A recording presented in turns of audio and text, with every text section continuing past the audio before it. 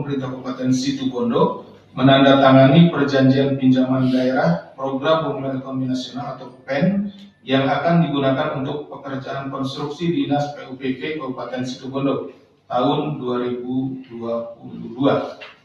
Akan tetapi dana PEN tersebut batal digunakan karena Pemkab Situbondo memutuskan menggunakan dana alokasi khusus atau DAK.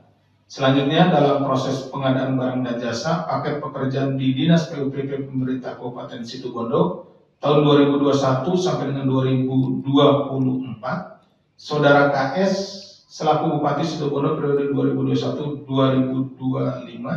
dan Saudara EPJ selaku PPK di Kepala Bidang Marga Pekerjaan Umum dan Perumahan Pemukiman PUPK Kabupaten Situbondo diduga melakukan pengaturan pemenangan paket pekerjaan. Jadi antara Bupati kemudian bekerja sama dengan PPK-nya, yaitu Saudara EPJ, mengatur proyek-proyek yang ada di Situbondo, ya. Di mana Saudara KS meminta uang investasi izin sebesar 10% dari nilai kontrak. Jadi sebelum dilakukan pengadaan barang dan jasa sudah diminta dulu izin, diminta dulu 10%. Jadi para pengusaha, oknum pengusaha yang diminta itu kemudian ya siapa yang berani memberikan ya dia nanti yang akan menang paket pekerjaan tersebut. Permintaan sebesar 10% kepada 5 calon rekanan, yakni Saudara ROS selaku Direktur CP Ronggo, Saudara AR selaku Direktur CP Karunia, Saudara TG selaku pemilik CP Bangun Persada, dan Saudara MAS selaku Direktur PT Anugerah Cakrabuna Jaya Lestari, dan serta Saudara AFB Direktur PT Bajia Karya Nusantara. Sementara EJP juga meminta komitmen fee sebesar 7,5% atas pengkondisian yang dilakukan. Jadi sesungguhnya yang diminta itu keseluruhan itu adalah 17,5% dari nilai proyek pengadaan barang dan jasa tersebut.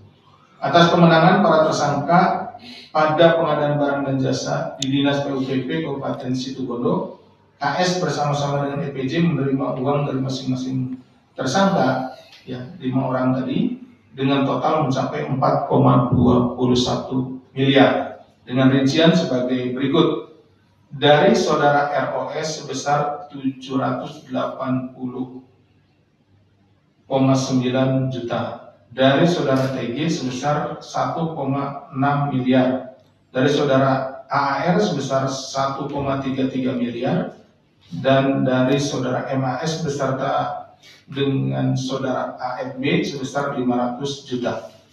Atas perbuatannya, kelima tersangka sebagai pemberi diduga telah melanggar pasal 5 ayat 1 huruf A atau huruf pasal 5 ayat 1 huruf B atau pasal 13 Undang-Undang Nomor 31 Tahun 99 sebagaimana telah diubah dengan Undang-Undang Nomor 20 Tahun 2001 tentang perubahan atas Undang-Undang Nomor 31 Tahun 99 tentang pemberantasan tindak pidana korupsi. Pada kesempatan ini pula kami dari Komisi Pemberantasan Korupsi menyampaikan ucapan terima kasih kepada seluruh masyarakat, baik update sama Mas Jubir. Kemudian sudah sampai mana penanganan perkara ini? Penyelidikan masih dalam tahap. Jadi begini, yang kami ketahui ini sedikit mungkin karena ini masih penyelidikan. materinya itu terkait dengan lahan sebetulnya, jadi bukan masalah proses terkait dengan pembebasan lahannya. Karena ini kan ada beberapa komponen, yang kita jadi terkait pembebasan lahannya. Yang di Halim, Pak? Nah, masalahnya itu kan ini sepanjang-panjang ini ya, apakah yang di Halim atau di mana, atau juga di Bandung atau di antara itu, sepanjang itu ya, itu yang sedang kita tangani. Jadi sebetulnya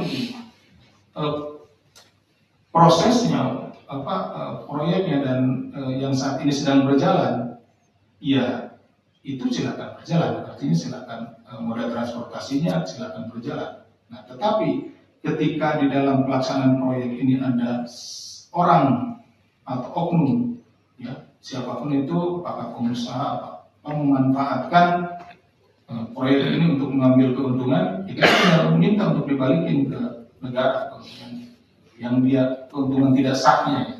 Artinya misalkan pengadaan lahannya, nah orang itu misalkan di pengadaan lahan yang harusnya di harga wajarnya 10, lalu dia jadi 100, itu kan jadi nggak wajar.